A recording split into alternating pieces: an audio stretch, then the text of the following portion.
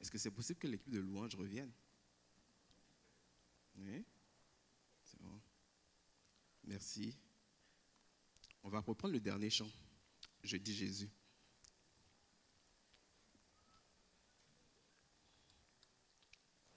Ce matin, le Seigneur a quelque chose de particulier pour nous.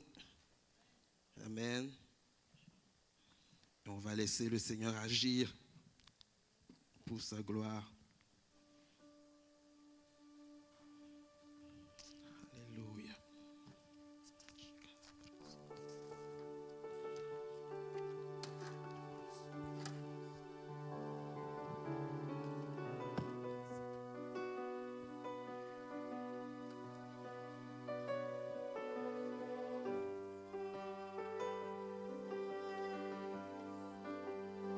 Je vais vous inviter à vous mettre debout.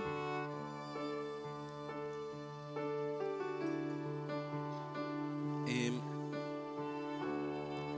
pour ce matin, il y a plusieurs qui ont entendu différents témoignages et qui se demandent pour eux quand est-ce que ça va prendre place. Il y a des fardeaux avec lesquels plusieurs sont venus ce matin. Et alors qu'on va chanter, simplement prendre le temps d'accepter et d'asseoir en nous ces paroles. Et à notre tour, ensuite, nous allons crier à Jésus, afin que Christ puisse manifester ce dont nous avons besoin pour sa gloire.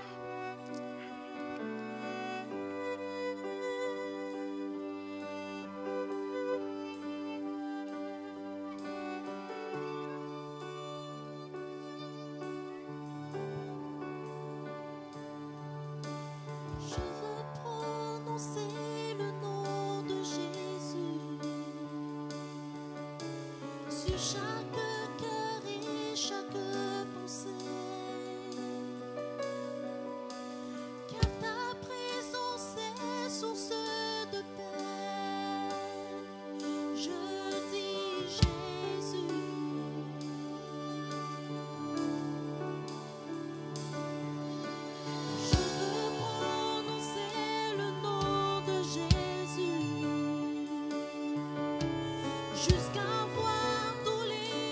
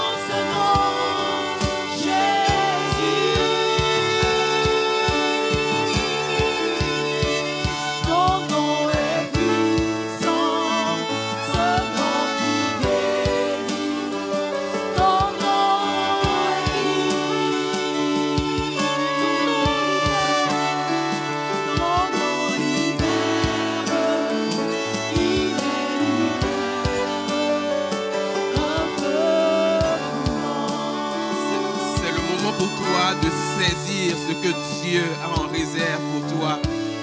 Si tu as besoin de te déplacer, de venir en avant, tu peux le faire. Si tu as besoin de saisir une grâce particulière, tu peux venir. Là, il nous est dit que son nom est vie. Ce qui veut dire que là où la mort avait été déclarée, là où une situation de mort, la vie de Christ renverse la situation. Et nous voulons prier ce matin en ce sens, que pour ceux-là qui sont face à des situations qui se disent c'est la fin, le nom de notre Seigneur est vie. Alors c'est le moment de saisir. Si vous avez besoin de venir en avant pour qu'on prie, venez, prenez votre liberté. Alléluia. Alléluia.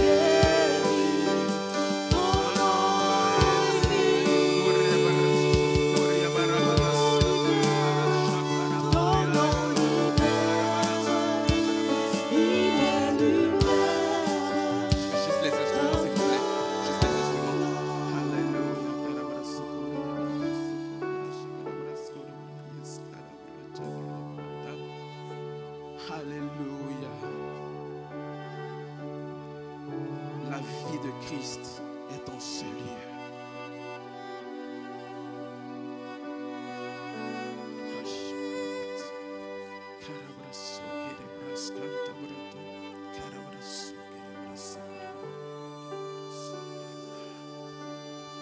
Dans le nom de Jésus.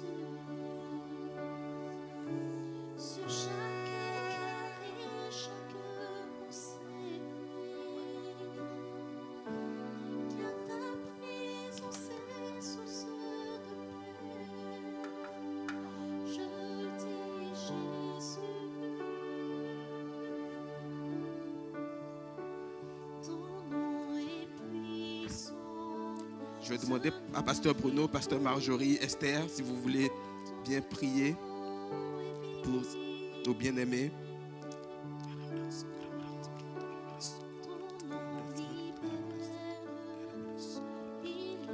Laissez-vous conduire par le Saint-Esprit. Vraiment, il y a une grâce pour plusieurs ici.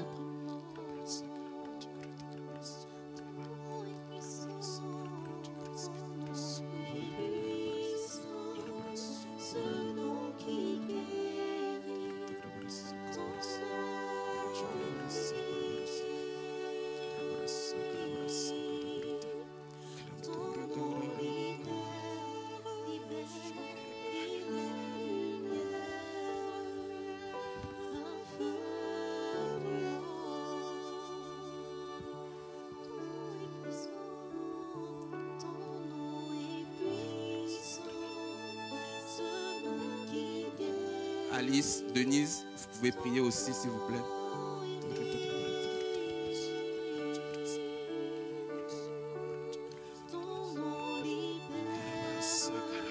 Il y a l'atmosphère qui prend place. Il y a le Seigneur qui est en train de visiter plusieurs à l'instant.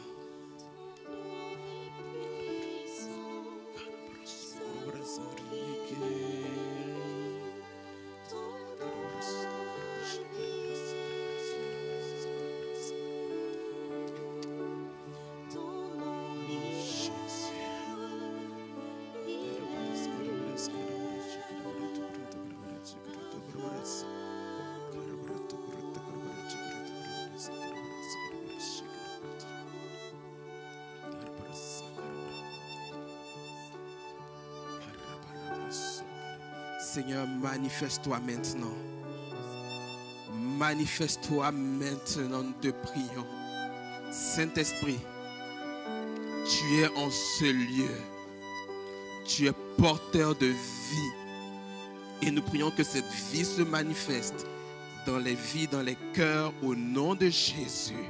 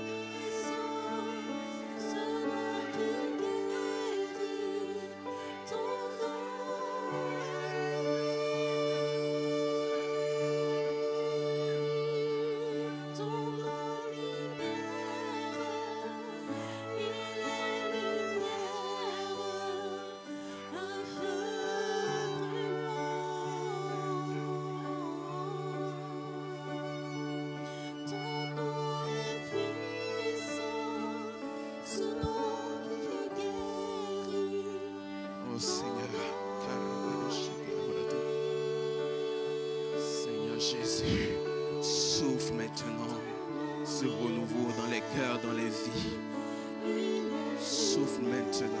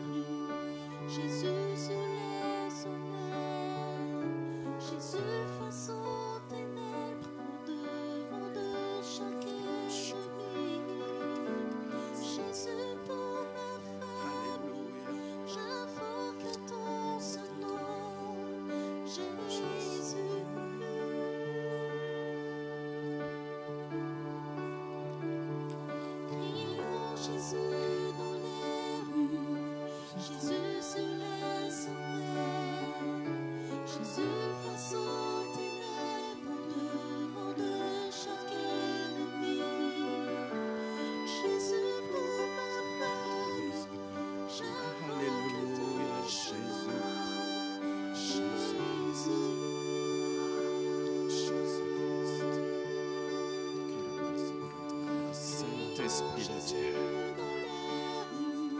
Jésus sur les sommets, Jésus façon ténèbres. Alléluia. Seigneur Jésus. Jésus pour ma famille, j'invoque ton Saint-Nom. Seigneur Jésus.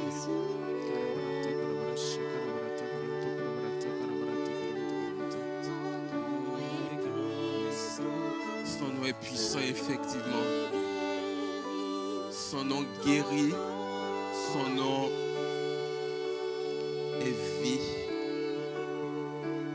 Ton nom libère, il est lumière. Jésus veut dire Dieu sauve. Et lorsque nous appelons le nom de Jésus, lorsque nous le prononçons, c'est que nous confessons que Dieu nous sauve de notre circonstance particulière. Jésus ne veut pas dire Dieu a sauvé, mais ça veut dire Dieu sauve. Reçois avec révélation ce que veut dire le nom de Jésus, afin que tu puisses être sauvé dans sa situation.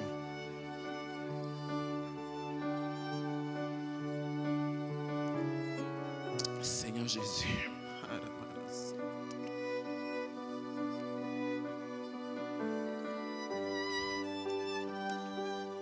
Tu es tenu captif par une situation particulière depuis maintenant plusieurs années.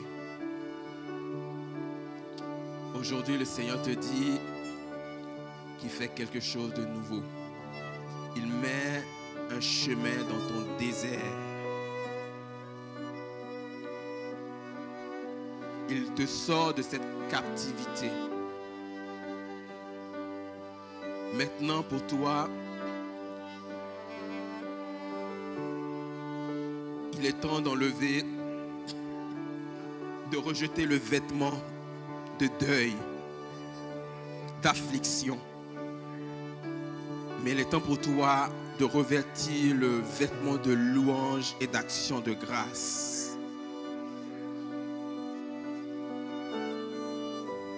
Pour un temps encore, tu seras dans cette situation. Mais alors que tu revêts ce vêtement de louange et d'action de grâce, tu appelles la manifestation de ce que Dieu a prévu. Alors pour toi, c'est un pas de foi que tu dois faire.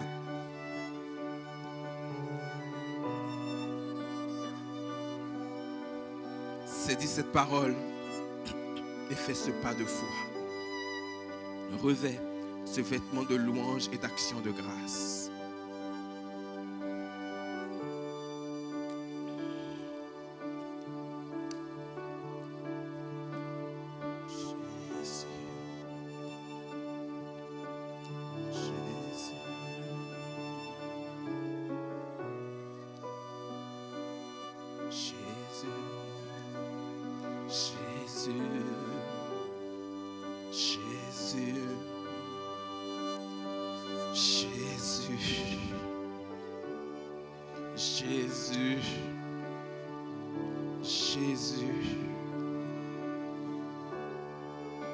Tu es merveilleux.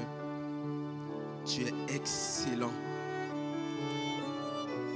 Tu fais toutes choses à merveille.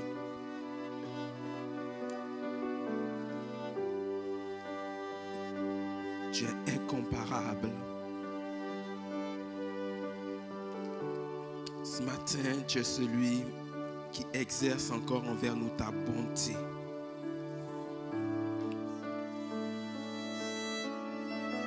Merci de nous rencontrer.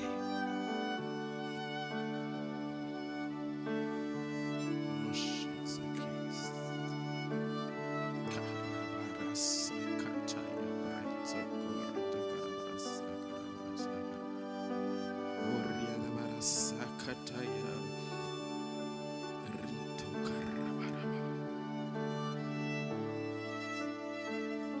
Mon frère qui est debout en rouge, mon frère en rouge qui est debout, lève tes mains s'il te plaît, lève tes mains. tes deux mains, tes deux mains. Dans le nom de Jésus, reçois maintenant la grâce que tu attends du Seigneur. Reçois maintenant, dans le nom de Christ Jésus. Amen. Jésus. Reçois avec foi.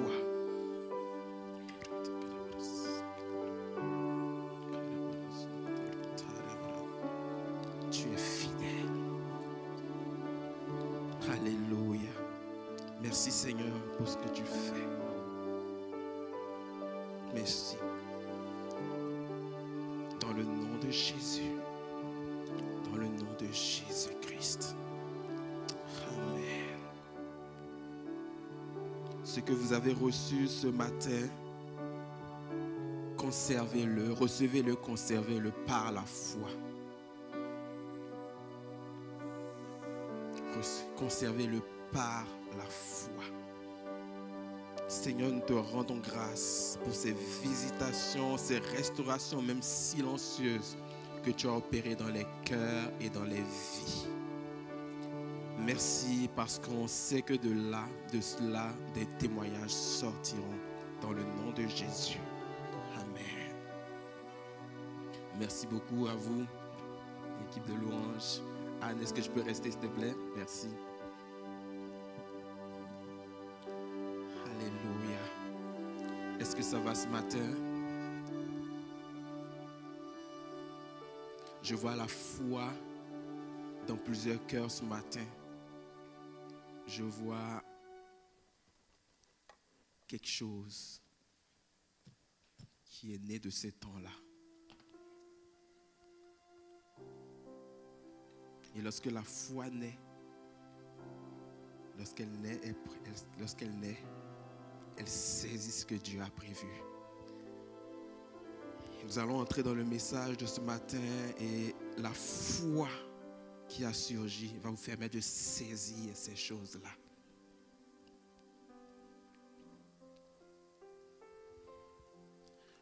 Depuis le début de l'année, j'ai commencé une série.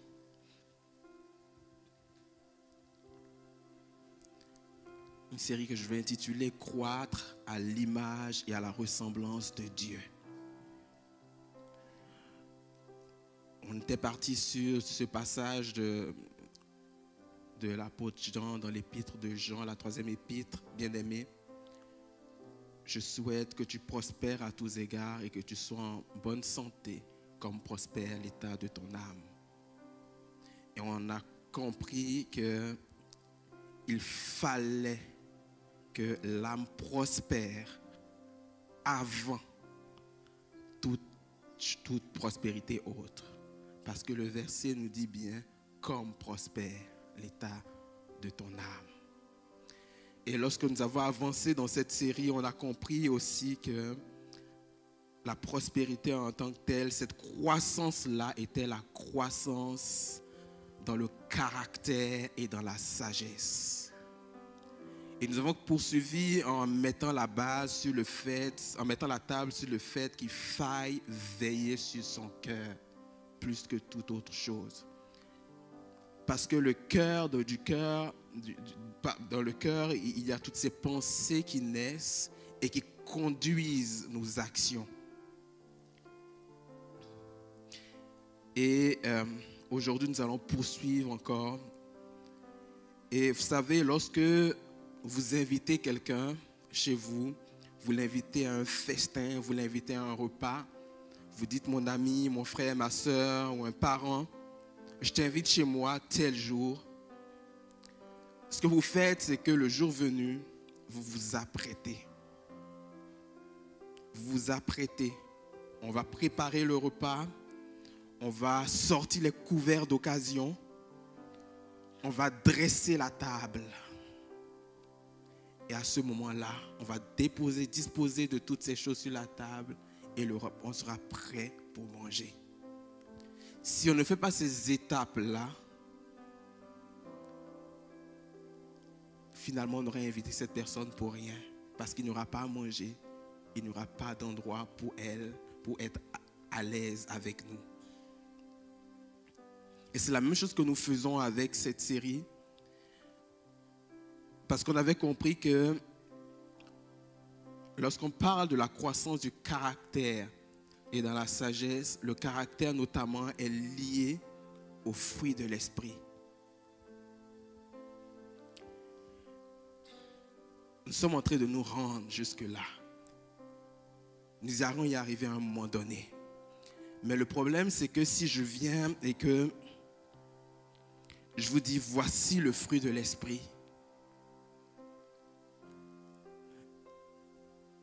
au final, ça va être une information qu'on a reçue, mais nous ne saurons pas comment exprimer véritablement le fruit de l'esprit. Imaginez-vous demain, j'aborde l'amour, le volet de l'amour. Ce que vous allez faire, ce que nous avons déjà tous fait, c'est de se dire, il faut que j'aime, il faut que j'aime, il faut que j'aime.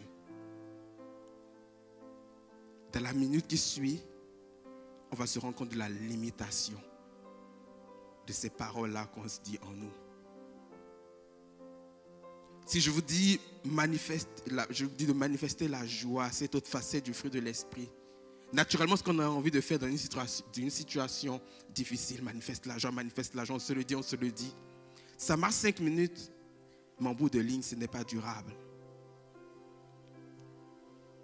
Et c'est pour cela qu'on a besoin de préparer le repas, de dresser la table.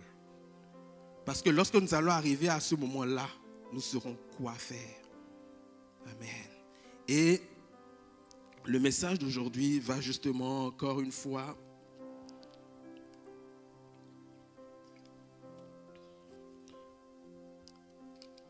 nous amener à réaliser qu'il y a des choses qu'on ne peut pas faire par nos propres forces. Il faut comprendre certains mécanismes, si je peux dire ainsi. Si demain encore, on aborde le volet de la sagesse, on va se dire, il faut que je sois sage dans cette situation. Et finalement, on va manquer le but.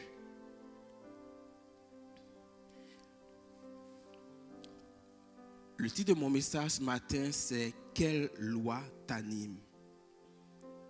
Est-ce la loi de l'esprit de vie ou la loi du péché et de la mort? On retrouve ça dans Romains 8, le verset 2. « Car la loi de l'esprit qui nous donne la vie dans l'union avec Jésus-Christ t'a libéré de la loi du péché et de la mort. » Car la loi de l'esprit qui nous donne la vie dans l'union avec Jésus-Christ nous a libérés de la loi du péché et de la mort. Lorsqu'on parle de loi, on parle du principe qui est actif en nous ou dans notre environnement. On parle de façon de fonctionner. Lorsque on va parler de loi, donc on va parler d'un ensemble de règles qui orientent nos façons d'agir.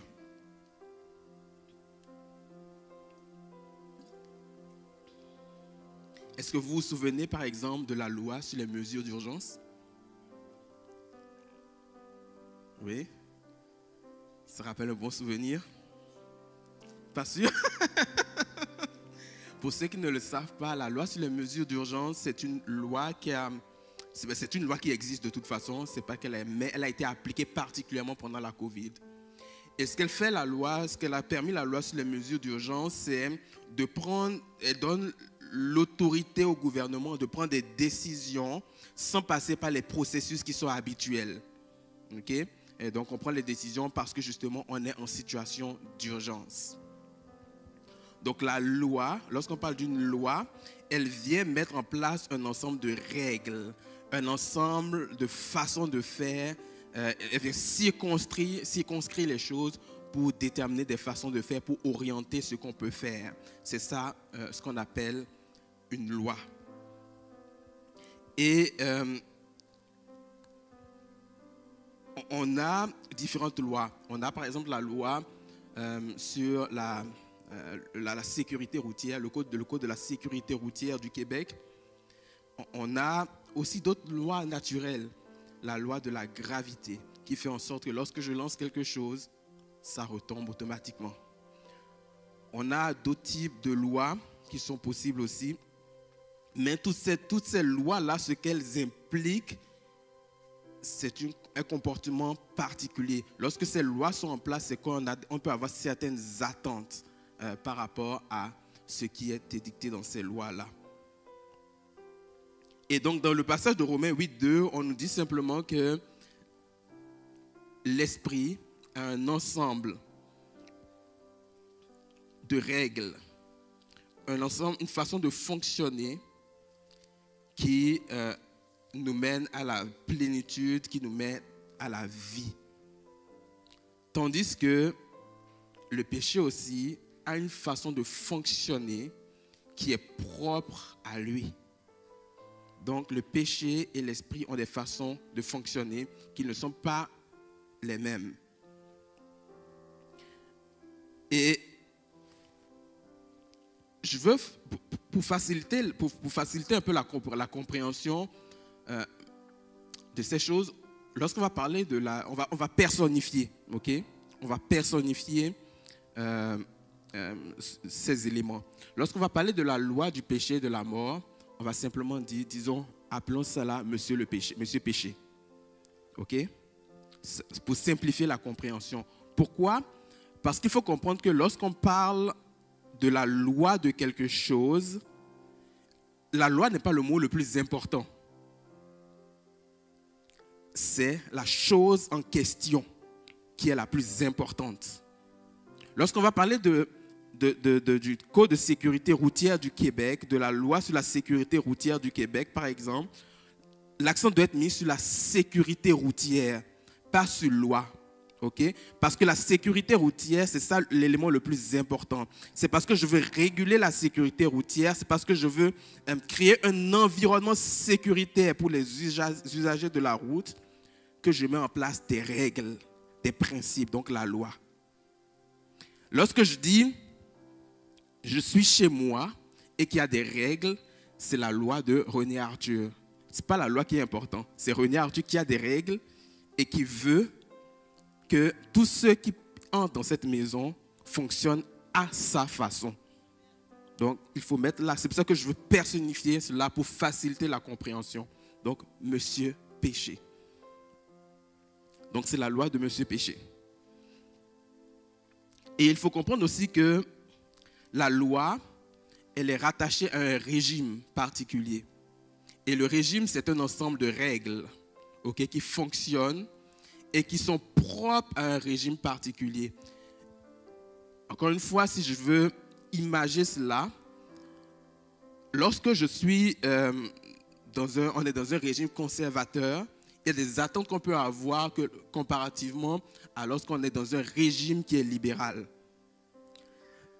Dans un régime libéral, pour encore plus d'actualité, dans un régime qui est libéral, par exemple, les déficits sont autorisés. Okay? C'est normal, ça peut arriver. Il n'y a aucun problème avec ça. Je ne peux donc pas avoir d'attente et dire il faut que dans un régime libéral, un budget soit équilibré. Ce n'est pas leur façon de fonctionner. Ce n'est pas un prérequis, ce n'est pas une priorité pour eux. Alors que dans un régime conservateur, par exemple, une des priorités pour eux, ça va être l'équilibre d'un budget. Okay? Oui, il peut y avoir des déficits, mais c'est une des priorités pour eux qui travaillent en ce sens. Donc, lorsque je suis au fait, il y a différentes facettes qu'on peut voir dans les différents régimes. Lorsque je suis au fait de comment fonctionne un régime, il y a des attentes que je modère. Il y a des attentes que je mets de côté parce que je ne fonctionne pas dans ce régime-là. Alors, donc, Monsieur Péché, donc, qui opère la loi du péché et de la mort, appartient au régime de la loi. Okay? Spirituellement, c'est la même chose. La loi du péché et de la mort sont liées au régime de la loi. Et tandis que la loi de l'esprit de vie est liée au régime de l'esprit, qu'on appelle aussi le régime de la grâce, ou qu'on appelle aussi le régime de la foi dans Galates. Ok, donc, ces lois sont rattachées à des régimes.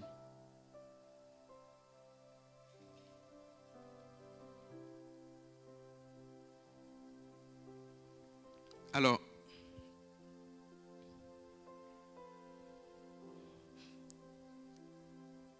Le péché, donc Monsieur Péché, lui, il a des règles qui sont très contraignantes.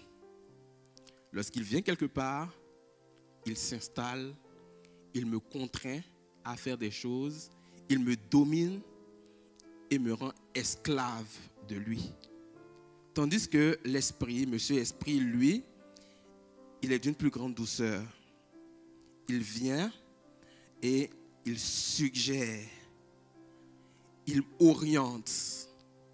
Et à moi d'accepter si je veux fonctionner avec lui ou pas. Il ne contraint pas, contrairement à Monsieur Péché. On va le voir un peu plus tard. Le temps avance. Je vais aborder simplement la loi du péché et de la mort. Okay? On va voir par la suite, la prochaine fois, tout ce qui est la loi de l'esprit de vie. Alors, Romains 6, 20, 21 et 23, il nous est dit ceci. Lorsque vous étiez encore esclaves du péché, vous étiez libres par rapport à la justice. Donc, lorsque vous étiez encore esclaves du péché, vous étiez libres par rapport à la justice. Or, quels fruits portiez-vous alors? Des actes dont le seul souvenir vous fait rougir de honte aujourd'hui, car ils conduisent à la mort. Car le salaire que verse le péché, c'est la mort. Donc on les a dans Romains 6, les versets 20, 21 et le verset 23. Et en lisant ce passage, on va donc constater que les mauvaises décisions qu'on va prendre, les fruits qu'on va avoir en fait, sont liés au fait qu'on est esclave du péché. Donc lorsque vous étiez encore esclave du péché, vous étiez libre par rapport à la justice. Or, quels fruits portiez-vous alors? Des actes dont le seul souvenir vous fait rougir de honte aujourd'hui. Lorsqu'on va poser des actes, parfois sous l'impulsion, on va sentir en nous, en fait, quelque chose qui nous pousse à poser tel acte plutôt que tel autre. Pourtant, dans notre réflexion, on se dit, peut-être que je ne devrais pas le faire. Mais il y a quelque chose de plus fort qui nous conduit à le faire. Et au final, on va par exemple s'emporter contre quelqu'un. Au final, on va manquer de maîtrise dans une situation donnée. Et on va finalement aggraver la situation qu'on voulait supposément contrôler. Et ça, c'est simplement le fruit de notre esclavage envers le péché.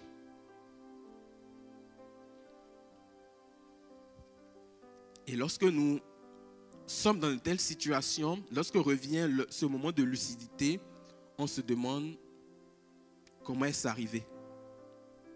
Comment n'ai-je pu ne pas me maîtriser? Comment j'ai pu poser un tel acte?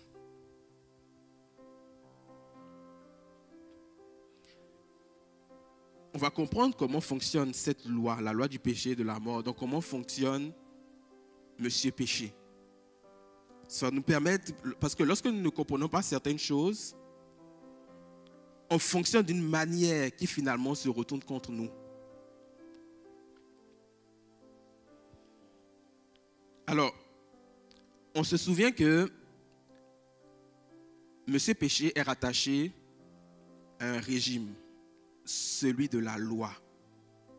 Et une des caractéristiques du régime de la loi, c'est tout simplement cet ensemble de règles codifiées que Moïse a données au peuple et tout, donc qui caractérisent, qui marquent ce régime-là.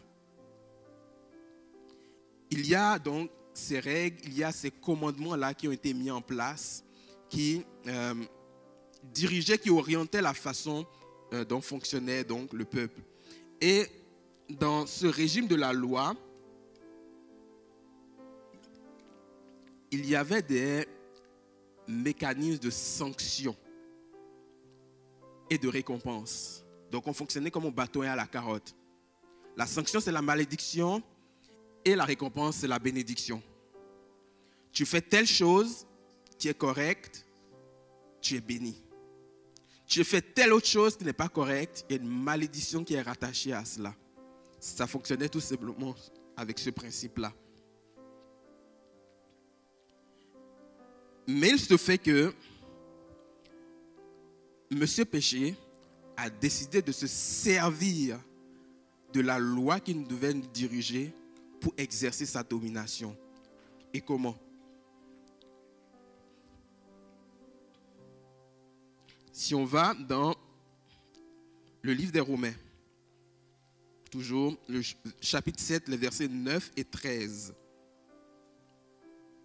Il est dit ceci, 9 à 13, dans Romains 7. « Moi pourtant, autrefois, sans la loi, je vivais. Mais quand le commandement est intervenu, c'est le péché qui s'est mis à vivre et moi je suis mort. Ainsi, ce qui s'est produit pour moi, c'est que le commandement qui devait conduire à la vie m'a conduit à la mort. » Parce que le commandement, par exemple, quand il dit « ne vole pas », c'est pour que tu n'aies pas de sanction. On s'entend. Donc, il y a une sécurité que le commandement apporte. Il est censé conduire à la vie.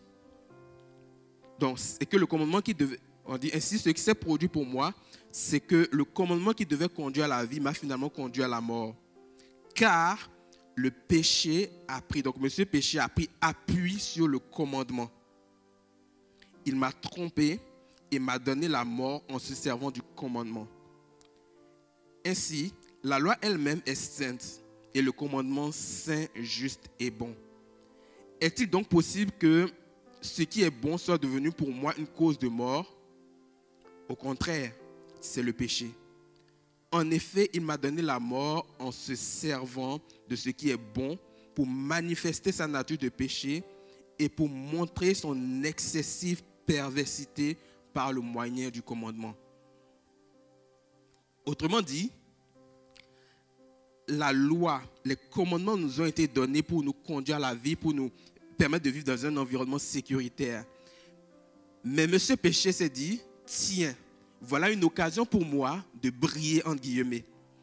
Voilà une occasion pour moi de venir instaurer ma pensée, de venir dominer, de venir asservir. Donc je vais me servir de ce qui est censé être bon pour eux, pour étendre mon hégémonie, ma domination. Et donc, il va user de mesquinerie. Il va me tromper pour m'amener à poser des actes qui sont mauvais. Vous vous souvenez que dans la parole de Dieu, on dit que le diable est rusé. On nous parle de Satan en tant que père du mensonge. Le gars est versé dans le mensonge. Il sait comment agir.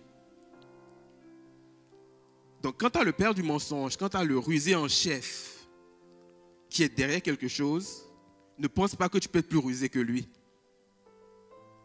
Il a une longueur d'avance. Lui, il est à l'origine, il est le père.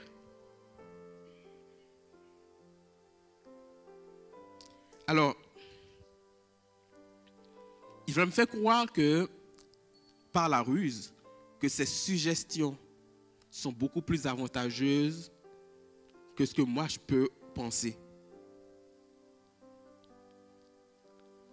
Et au final, je vais me rendre compte que j'ai été dupé. Parce que ce que je pensais, et on le voit même dans Romains 7, à la fin de Romains 7,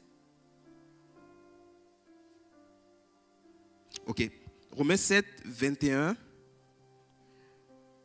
il dit, lorsque je veux faire le bien, c'est le mal qui a à ma portée. Et un peu plus loin, dans mon être intérieur, je prends plaisir à la loi de Dieu, mais je vois bien qu'une autre loi est à l'œuvre dans mon corps.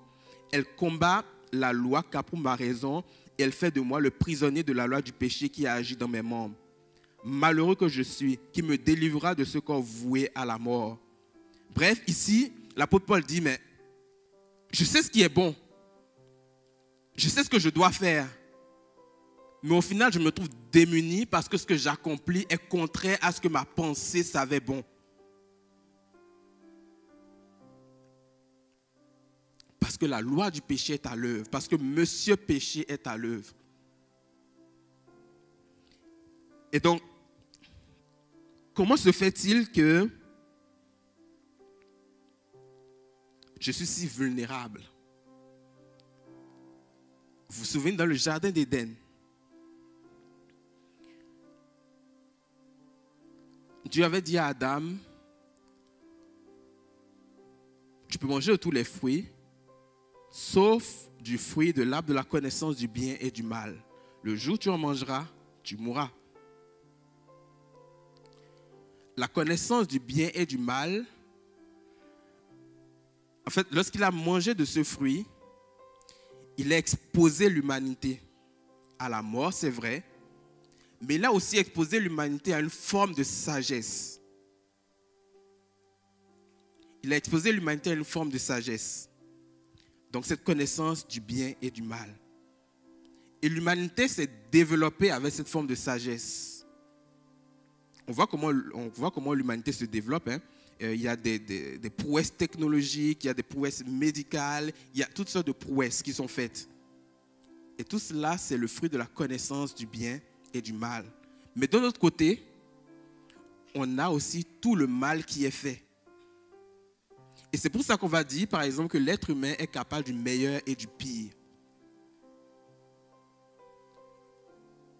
Mais dans cette situation, c'est que, étant donné qu'il nous a exposé, qu'on est animé d'une certaine forme de sagesse et d'intelligence, on pense qu'on est capable de contrôler les choses. On pense qu'on est capable de gérer les situations. Lorsque le commandement vient dire « tu ne mentiras pas », je suis capable de questionner le commandement. Pourquoi ne devrais-je pas mentir? De toute façon, l'humanité entièrement. En plus, moi-même, j'avais menti avant-hier, je n'ai pas été pris.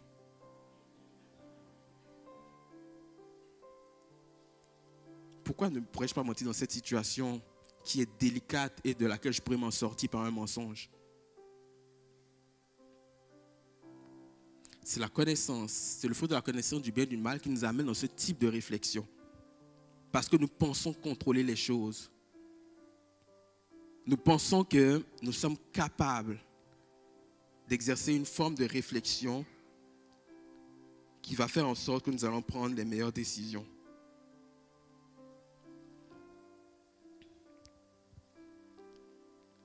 Pourtant, le bien et le mal, ce n'est pas ça qui importait tant que cela notre Seigneur. Ce qu'il veut qu'on produise, c'est des actes qui portent la vie. C'est des actes qui portent la vie. Lorsque je produis un acte qui est inspiré de Dieu, cet acte porte la vie. Il n'a rien à voir avec le bien et le mal. Il porte la vie. Et ce qui fait que ceux qui sont au bénéfice de cet acte-là, il y a quelque chose qui naît en eux. Il y a quelque chose qui jaillit en eux. Ils se disent, oui, c'est ça qui fait la différence pour moi dans cette situation. Nous sommes des porteurs de vie.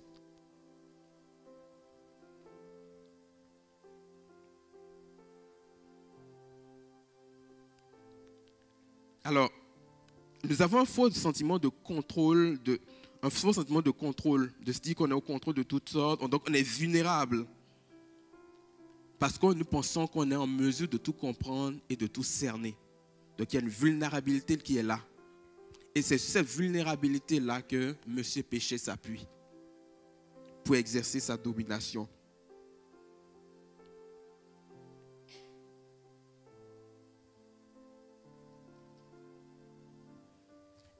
Est-ce que vous avez remarqué que de façon générale, lorsqu'une instruction nous est donnée, on a tendance naturellement à vouloir la remettre en question. Pourquoi telle instruction? Pourquoi donc? Regardez même chez les enfants. Lorsque tu dis à un enfant ne fais pas telle chose, c'est là qu'il trouve le moyen de la faire.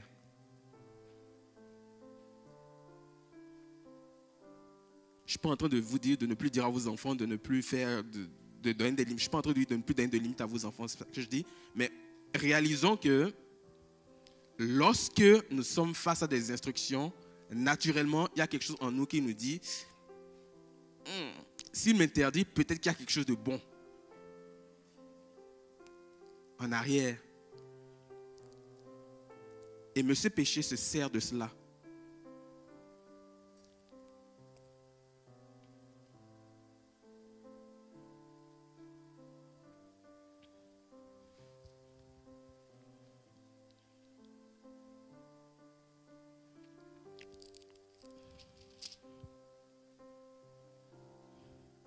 Ok.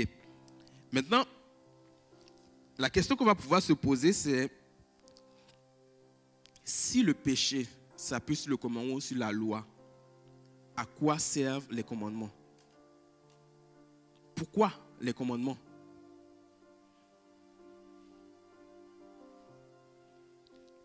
Parce qu'on peut être tenté de dire, c'est la loi, les commandements qui nous causent tant de troubles. Mettons-les de côté et passons à autre chose. On peut se le dire. Mais ce que j'aime dans la Bible, c'est que lorsque tu te poses une question, quelqu'un s'est déjà posé la question et la réponse y est. L'apôtre Paul a déjà donné la réponse à cette question. Et ça, on la retrouve dans Galates 3. Galates 3, verset 19, la première partie. Donc, mais alors pourquoi la loi? Mais alors pourquoi la loi? Elle a été ajoutée pour mettre en évidence la désobéissance des hommes à l'ordre divin. Et le régime qu'elle a instauré devait rester en vigueur jusqu'à la venue de la descendance d'Abraham que la promesse concernait. Lorsqu'on parle de la descendance d'Abraham, c'est ceux qui sont en Christ. Vous le verrez un peu plus loin dans le texte de Galates. On parle donc de nous. Donc, on dit donc qu'elle a été ajoutée pour mettre en évidence la désobéissance des hommes à l'ordre divin, pour mettre en évidence. Donc la loi était là pour mettre en évidence, pour refléter, pour montrer, pour démontrer que nous ne sommes pas capables d'obéir à Dieu. C'est ce que la loi est venue faire. Nous démontrer que nous ne sommes pas capables d'obéir à Dieu, naturellement. Et Galates 3, au verset 24, va dire « Ainsi, la loi a été comme un gardien chargé de nous conduire au Christ pour que nous soyons déclarés justes devant Dieu par la foi. » La loi agissait donc comme un gardien, comme un tuteur pour nous mener à Christ, qui est notre sauveur. Donc d'autres versions vont utiliser le mot tuteur à la place de gardien. Donc, un tuteur, c'est quelqu'un qui nous conduit dans... C'était un tuteur dans ce contexte grec-là. C'est quelqu'un qui conduisait tout simplement les jeunes, les enfants, en fait, des familles riches, qui les conduisait à prendre les meilleures décisions. Donc, on retient donc deux choses. Donc, la loi était nécessaire pour mettre en évidence qu'on n'est pas capable d'obéir, de plaire à Dieu naturellement. Et deuxième chose, la loi voulait nous conduire à Christ. Donc, au fond, la conclusion à laquelle nous devons arriver, c'est que impossible de plaire à Dieu sur la base de la loi. Impossible. Pas mes propres forces de plaire à Dieu. Il faut que nous arrivions à cette conclusion-là. Si aujourd'hui, tu te dis que tu vas être capable, tu n'es pas sur la bonne track. Il faut que tu arrives à la conclusion de te dire, je suis incapable. Incapable d'obéir au commandement. Et je fais une parenthèse. Si toi tu es incapable, ça veut dire que les autres aussi sont incapables. Donc pas la peine de venir rabâcher les oreilles aux autres pour dire, ouais mais la dernière fois, d'user de jugement sur les autres. Parce qu'on est tous dans le même bateau. On est incapable d'obéir à la loi.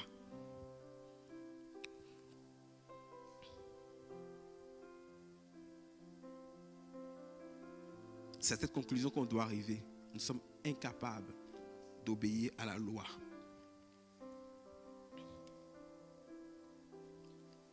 Alors,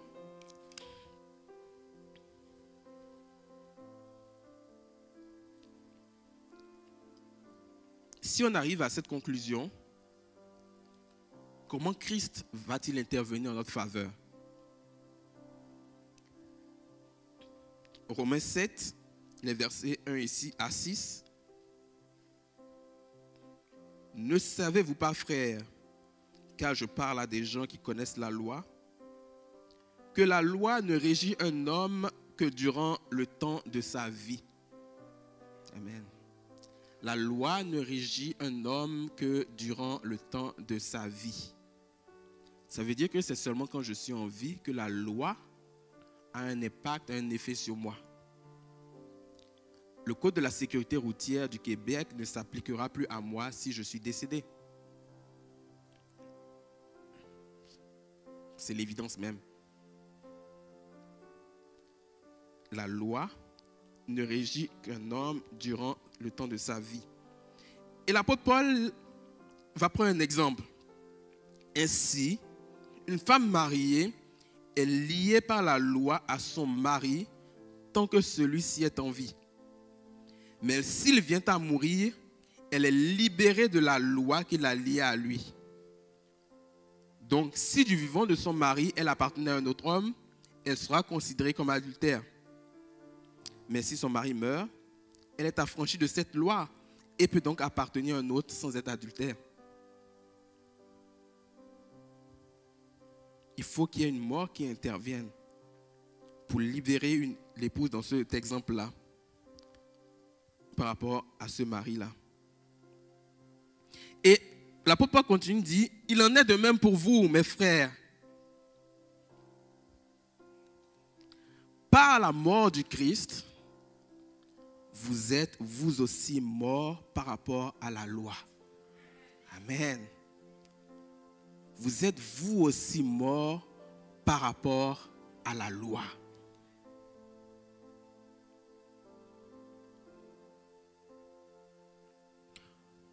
Je vais le relire. Il en est de même pour vous, mes frères. Par la mort du Christ. Par la mort du Christ. Quand est-ce que Christ a été crucifié et qu'il est mort? Il y a plus de 2000 ans. On est dans une action passée.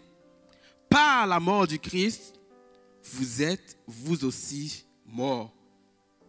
Est-ce que tu t'apprêtes à mourir? Est-ce que tu mourras dans 2 ans?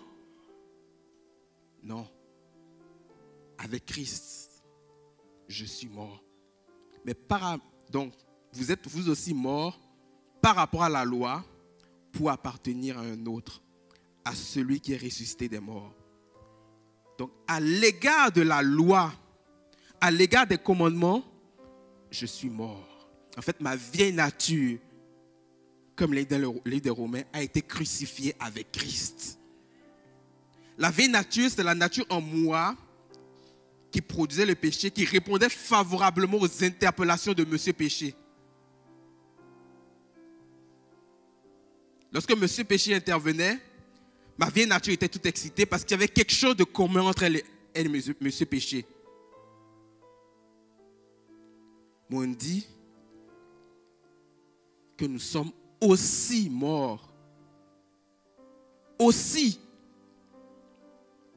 Ce n'était pas une action à venir. Nous sommes aussi morts. Oh Seigneur, accorde-nous la révélation de cela. Oh Seigneur, accorde-nous cette révélation. Parce que si ça ne descend pas dans nos cœurs, parce que pour ça, il faut aller plus qu'au stade de l'information. Si on veut avancer. Parce que ce n'est pas une question d'information ici, c'est une question de vérité. Mon but n'est pas juste de le lire, mais il faut que ce soit assis, ancré, enraciné en moi. Il faut que ce soit dans mon ADN, imprimé en moi. Aussi, vous aussi, par rapport à la loi, vous êtes morts. pour que nous portions des fruits pour Dieu. Donc, vous êtes aussi morts par rapport à la loi. Dans quel but? Pour porter des fruits pour Dieu. Mais si je n'ai pas conscience de cette vérité, je ne peux pas produire des fruits pour Dieu. Et c'est pour cela que je vais être en train de me dire à chaque fois, il faut que je sois dans la joie, il faut que je sois dans la joie, il faut que je sois dans la joie. Non. Il faut que déjà je commence à accepter le fait que je suis mort avec Christ à la croix. Ma vieille nature a été crucifiée avec Christ à la croix. Donc, à l'égard de la loi, je suis mort. Et la loi, donc, n'a plus d'impact sur moi. Et le péché, monsieur péché, ne peut plus se servir de la loi contre moi, malgré ses ruses. Mais il faut que je constate que, il faut que j'arrive à cette étape de me dire, je suis réellement mort. Il y a près de 2000 ans. Lorsque nous étions encore livrés à nous-mêmes, les mauvais désirs suscités par la loi étaient à l'œuvre dans nos membres pour nous faire porter des fruits qui mènent à la mort. Mais maintenant, libérés du régime de la loi, morts à ce qui nous gardait prisonniers, nous pouvons servir d'une manière nouvelle par l'Esprit et non plus sous le régime périmé de la lettre de la loi. Donc, je suis transporté à ce moment dans un nouveau régime, le régime de l'Esprit. Et je ne suis plus sous le régime périmé de la loi.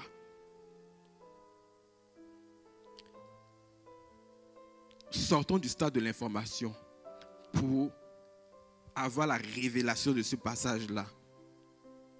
Si vous n'avez pas eu la révélation de ce passage, vous ne pourrez pas aller plus loin. Vous allez vous fatiguer. Parce qu'il y a un aspect que je n'ai pas abordé, c'est que la loi est dans le faire et le encore faire. Et j'agis comme cela même dans la prière. Seigneur, j'ai fait ci, alors je m'attends à ça. Ça, c'est la loi.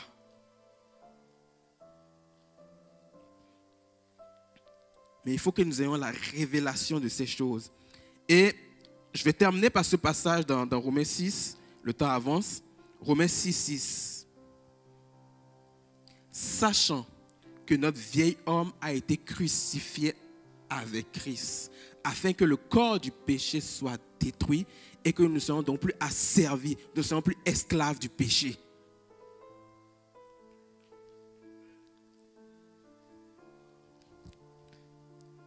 Car celui qui est mort est libéré du péché. Car celui qui est mort est libéré du péché. Mais ici dans Romains 6, 6, sachant que notre vieil homme a été crucifié. Et le sachant est important. Sachant, savoir, accepter. Si tu ne passes pas par cette étape, impossible pour toi d'aller plus loin.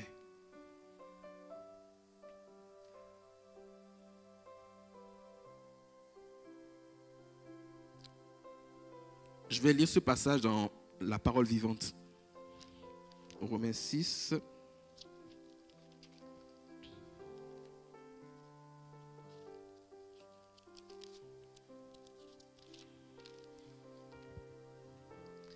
Comprenons donc que l'homme que nous étions autrefois a été cloué à la croix avec le Christ, afin que le péché soit réduit à l'impuissance et que le corps, instrument du docile du péché, soit neutralisé. Nous avons été crucifiés avec le Christ pour que le mal n'ait plus de prise sur nous et que nous n'ayons plus besoin d'obéir comme des esclaves à ses sollicitations. Un mort est quitte envers le péché, il est dégagé de sa responsabilité. Le mal a beau l'appeler, il ne répond plus. Waouh. Amen. Mais il ne faut pas que ça reste au stade de l'information. Il faut que ça passe au stade de la révélation. Parce que c'est la révélation des paroles qui est claire. et qui donne l'intelligence au saint. Ce n'est pas l'information, mais c'est la révélation.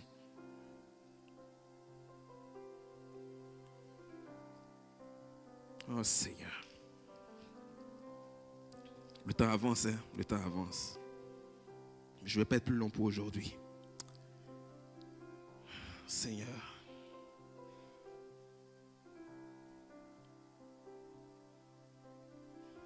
Seigneur Jésus. Alléluia. Oh Seigneur.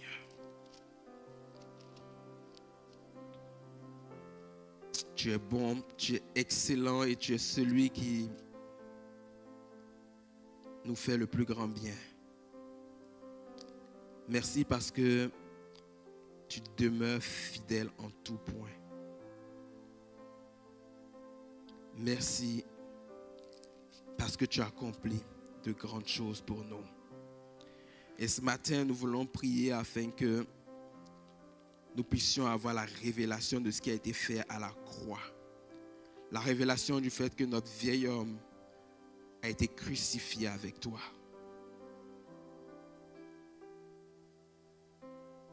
Oh Seigneur. Oh Seigneur, c'est le soupir de mon cœur ce matin pour mes frères et sœurs et pour moi-même. C'est le soupir de mon cœur ce matin. Oh Seigneur. Je demande que le Dieu de notre Seigneur Jésus-Christ, le Père qui possède la gloire, vous donne par son esprit sagesse et révélation pour que vous le connaissiez. Qu'il illumine ainsi votre intelligence afin que vous compreniez en quoi consiste l'espérance à laquelle vous avez été appelés. Quelle est la glorieuse richesse de l'héritage que Dieu vous fera partager avec les membres du peuple saint. Et quelle est l'extraordinaire grandeur de la puissance qu'il met en œuvre en notre faveur, à nous qui plaçons notre confiance en lui. Cette puissance, en effet, il l'a déployée dans toute sa force, en la faisant agir en Christ lorsqu'il a ressuscité et l'a fait siéger à sa droite dans le monde céleste. Que cette prière prenne vie dans vos cœurs, dans nos cœurs. Qu'un esprit de sagesse et de révélation nous soit communiqué afin que nous comprenions pleinement la pensée de Dieu, que nous saisissions pleinement ce que Christ a accompli pour nous à la croix. Que l'esprit de sagesse et de révélation nous soit communiqué afin que nous puissions non plus vivre comme des esclaves du péché, mais que nous puissions mener la vie glorieuse, la vie de l'esprit. Il y en a qui se posent la question, mais comment, si j'ai choisi de marcher avec Christ, je peux tomber encore sous le régime de la loi? C'était le cas des Galates, justement. Et c'est pour cela que, justement, il y a un passage qui me fait toujours rire dans Galates 3:1, où il a dit « Ô Galates insensés, qui vous a ensorcelés. Vous qui avez commencé par l'esprit, maintenant, vous agissez par la loi. » Les Galates, c'était ça leur problème.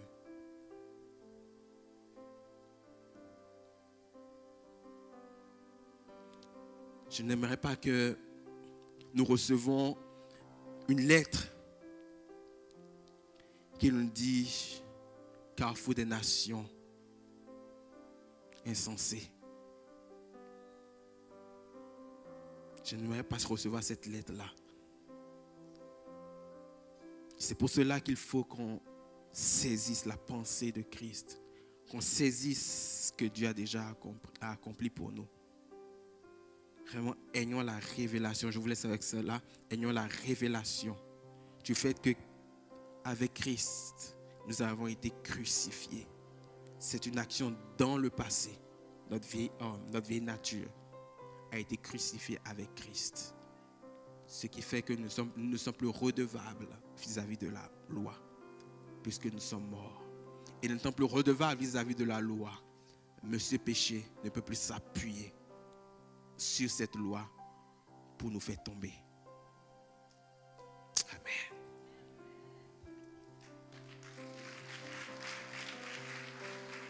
Alice.